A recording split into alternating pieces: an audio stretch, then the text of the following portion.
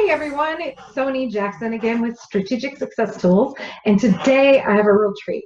I have Laurie Hunter with me today, and the reason I brought Laurie on is because last week I suggested that the best way to get right now business for you is to call your past clients, and that got me to thinking about all the other calls that you could or should be doing in your business and you're not doing, which led me to think about my friend Laurie Hunter. She is an absolute master of the art of picking up the phone and calling people. Like, she knows no strangers, truly. Wouldn't you say? Yeah, that's true. That's I true. mean, in fact, she came and found me out of nowhere in a conference because somebody had said, hey, go talk to Sony. So she came and grabbed me, and before she had even met me, she had referred me to 3 people. I did. So this is a crazy woman. And so with the mastering of picking up the phone and introducing herself, that is actually her business. She has a whole team of people trained to make phone calls in a warm, personable, engaging manner. So I asked her to come on and share with us some of her insights and expertise about the most important phone calls that can be made in your business and when it can and can't be delegated to somebody else. So let's get her talking. That's easy to do. Hey, Laurie, welcome. Thank you. Thank you so much. Hey, everybody. So excited to have you here. Excited to be here. Yeah. So you're up in Tallahassee, right?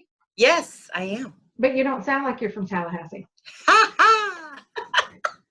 You're a Yankee, That's aren't you? because I hail. Yes, I hail from Connecticut. So if you're from Tallahassee, if you hailed from somewhere, that'd be a whole different thing.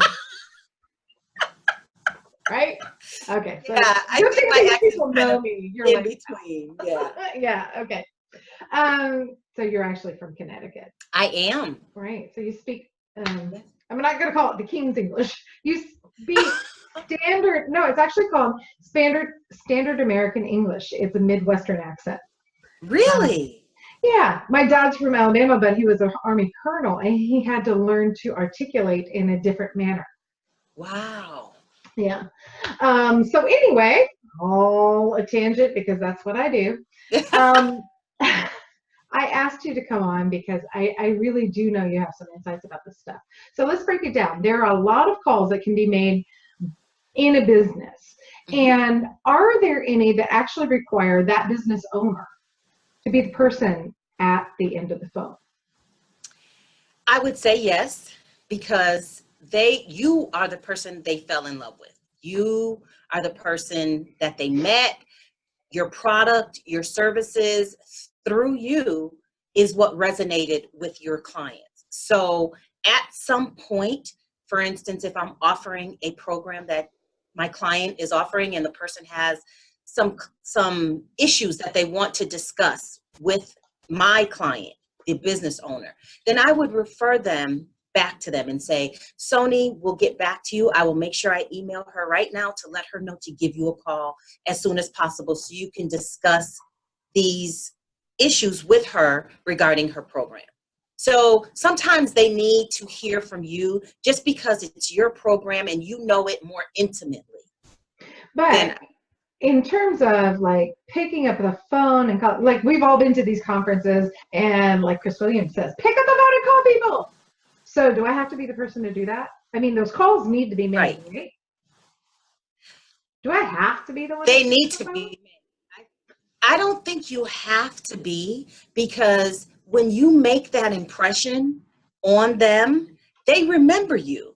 They remember you. And sometimes it almost is leveraging for you if you have someone making the calls for you. It helps you work on your business and not necessarily in your business all the time, especially if you have large clientele. That can be very time consuming. So to have someone else while you do other things that have to be done in your business, to be able to be an extension of you, I think it doesn't have to be you. We have experienced great results by doing it for our clients. And then you pass it off when it needs to be. Oh, yeah. Yeah. We're very good at seeing what action needs to be taken from my client. If I feel like there's something, I may give you a midterm report, but if there's someone who needs to talk to you and I know it's going to move you along and them, I give it to you right away. Okay. So say I just went to this conference, like the Young Conference that we went to in September, and I had 60 people that I needed to follow up with, simply to say, hey, we spoke and I'd love to get more in depth with you. Sometimes having that, like wasting my time picking up the phone to set an appointment is, that's to me is a waste of time, but it's really important because I need to have that call with the person. Right. So how would you do that? How would you make that initial follow-up call? Well, of course I have to meet with you, Mm-hmm. the client or the entrepreneur, I really get a feel for who you are, mm-hmm. for what your energy level is, how do you interact with people and your clientele, so that I can make sure we're a good fit and we can extend ourselves in you to your client. Does that make sense? So okay. Let me just take an example, because we were at that same conference and Chris Williams spoke, and she said, here's the phone call, and actually I think I got this script maybe from Trish or Nancy, and it said something along the lines of, hey, I'd love to connect with you to find out more about your genius. So mm-hmm. all I really want you to do is pick up the phone and get somebody I want you to schedule calls for me. What would that call sound like? Okay, you were blanking out a little, so let me make sure that I understand. What would the call sound like if you were to essentially try and make an appointment for me to learn more about that person? Well, that's why I said I do an extensive consult, but if the Sony that I know, it would be, hi, I'm Laurie, I'm calling on behalf of your company's called Success Tools, something like that, right? So, or I could even say, I'm calling on behalf of Sony, and you met her at the unconference and she really enjoyed speaking with you and would love to connect with you. So it just rolls off my tongue. This is just what I do. It's who I am. So I love connecting people anyway. It's just part of it's what I'm here for. So it would roll pretty much like that. Sony would love to get in touch with you. Would you like to set an appointment with her? And these are her times. What works for you? Whichever you want it. Or Sony has a newsletter that she would love for you to be a part of. Is it okay for us to send this newsletter to your email? Whatever it is, that's the call to action for you. Okay. So, whether it's, putting them on, she would love to have you on her mailing list. She would love to, whatever it is for you that would get them to start building the rapport with you from that initial meeting, that's what we would offer them. Okay.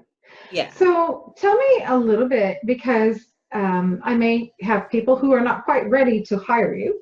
Right. If they were to make these calls themselves, how important is mindset or attitude when they go into a call? Because, we always Chris talks about making the phone light as a feather, and we're always like, oh, it weighs a ton, Yeah. So how important is mindset and attitude when you're going into a call? Do you have any tips or tricks for being in the right energy for a call? Yeah. Be true to who you are. Be true to who you are. Don't be someone else. Don't come up with this verbiage that is so unlike you, because that's bringing stress to you, because it's not organic. It's not authentic. So be who you are when you're talking to your clients, and whoever it is that they met, be that person.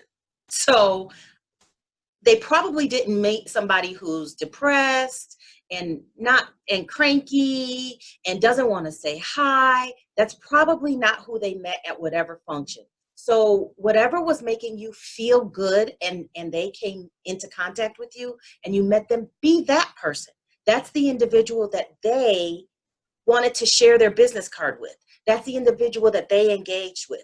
So be that person. If you have to listen to music, if you have to do aromatherapy, if you have to slap a smiley face on your computer so you can see it, if you have to calm yourself, because maybe you're way too anxious and you need something to calm yourself. Put some lavender on and sniff it up before you give a call. So I would I'm say sniffing that lavender. yes, sniff that lavender. All right. So put that smile on your face, because when you met them, even if you were calm, there was a pleasantness about you. I'm guaranteeing that they came into contact with. And you just want that to be what you display on the phone. They can feel it. Nice. So, what kinds of calls should a business be making? I definitely think that a business should be making, I call them, this is just my name for it, warm touch calls, which is almost like what we described. Like, it could be you could keep track of people's birthdays and say, Sony just wants to tell you happy birthday. She hopes you have an amazing day. And you're not asking for anything. That's just another contact. Or even if you did meet them at a conference and you don't want anything from them at this point, because you may have all of their information, you just merely want to say, it was amazing meeting you. Sony just wants to let you know that she just enjoyed talking with you. You could tell me a little something maybe that happened during the conversation, and I'd make a note of it and say, she loved that amazing red jacket you had on, something of that sort. And she just wants to say it was really, really nice to meet with you, and she wants to connect with you soon, period. Like you're not there, nothing else, if that's what you need to do. So I feel like those warm touch calls are essential. Those thinking of you kind of calls in the middle of like nothing. So you may not be having an event right now, but it's just, you want to let your clients know, I'm just contacting you. If there's anything that I can do to serve you, this is a link to my schedule. I mean, it could be very simple. It doesn't have to be complicated, and it doesn't always have to be that you're trying to get something from them at that point, Right. because you're building a relationship. Exactly. So let me stop you for a moment, because I heard a couple of things that people can use in their calls that it's really important. One, you're not asking for anything. Two, you're anchoring when you met. So like, hey, loved the red jacket. So, oh, remember we had this great conversation about blah, blah, blah while we were at the unconference. So it's not enough to say, hey, we were at the unconference together. It was like, right. Oh my God, remember how we broke up laughing when we were eating cookies in the hallway? Right. That kind of thing. So right. it really does anchor that happy feeling they had at that moment. And they're like, oh yeah. And they're remembering you with that happy feeling. And so, hey, I just wanted to touch base. Have a great day. You know, that's a great kind of call to make. And I love that you do that for them. And I also love that these are triggers for us to remember to make ourselves. There's another kind of call, two other kind of calls that you and I just spoke about. One of them is if I'm releasing a new program, but I'm not ready to get orders for it yet. What would you do? So that would be letting them know that something is coming. So, hi, I'm calling on behalf of Sony, and she wants you to know that she has this amazing event coming in about 6 months. It could be that far from, so it's like a midstream kind of thing. She just wants you to know about it and to get ready for it. She'll be sending out emails. So just be looking for those announcements to be coming to you. It could be that simple. So that it's top of mind. You're making them aware of it, but you're not asking for anything right then. Right. And then send your emails out. I'm not telling people not to do email blasts and drips and things of that sort. This is just the people contact that we're humans. We need that human contact. It doesn't have to take 30, 45 minutes. And sometimes that's why people prefer to have my company call, because we can kind of control the length of the conversation. Whereas sometimes if it's the business owner doing it, they get caught on a 45-minute conversation with one person, and they still have 150 people to go. So it can be a little difficult for the business owner. Whereas we have a mission. We know how to make it pleasant. We're doing it on behalf of you. We kind of give them a few tidbits, but then we can kind of keep it moving. Right. So, and while we're doing that, you're doing something else. Right. You know what? That's a really good point, because a lot of times I don't pick up the phone because I'm like, okay, I've only got 10 minutes. Yep. I don't have time to have this conversation. Like my Right. brother, there is no way we can't even say hello. Yep. 10 minutes, you know? So it's like, okay, I need an hour and a half. And, you know, that's actually not true. Typically the call will be 15 minutes, but in our minds, when we're going to pick up the phone and make a call, it's like, I need to have an hour and a half to make one call. Well, that's not Right. really true. It's not really true. By having you, but by being the owner, I have this knowledge of all my business. And so people can ask all kinds of questions and we can go Right. off, as I am known to do, on all kinds of tangents. Whereas if we call, we have one purpose. Right.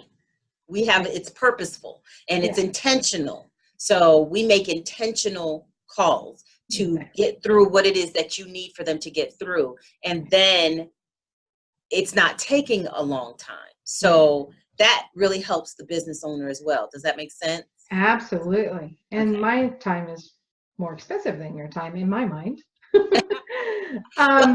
There was one other kind of call, because I really love the name of it. So I really want you to talk about this call.